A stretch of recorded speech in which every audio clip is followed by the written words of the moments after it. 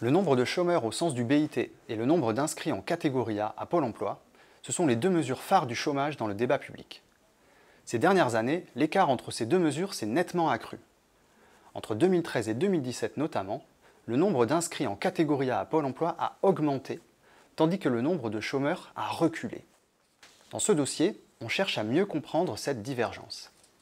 On a donc croisé les données au niveau individuel, et on confirme tout d'abord que les deux mesures, même si elles semblent proches en apparence, elles ne se recoupent pas si bien.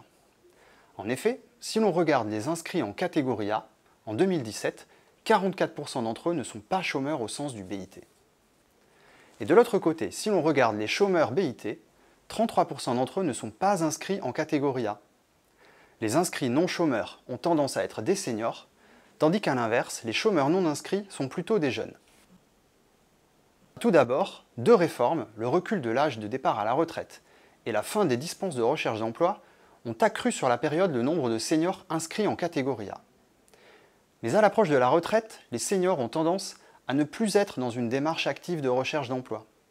Cette hausse du nombre d'inscrits ne s'est donc pas reflétée dans le nombre de chômeurs. Et en fin de période, le chômage des jeunes a commencé à baisser. Mais les jeunes, lorsqu'ils sont au chômage, ont tendance à ne pas être inscrits à Pôle emploi.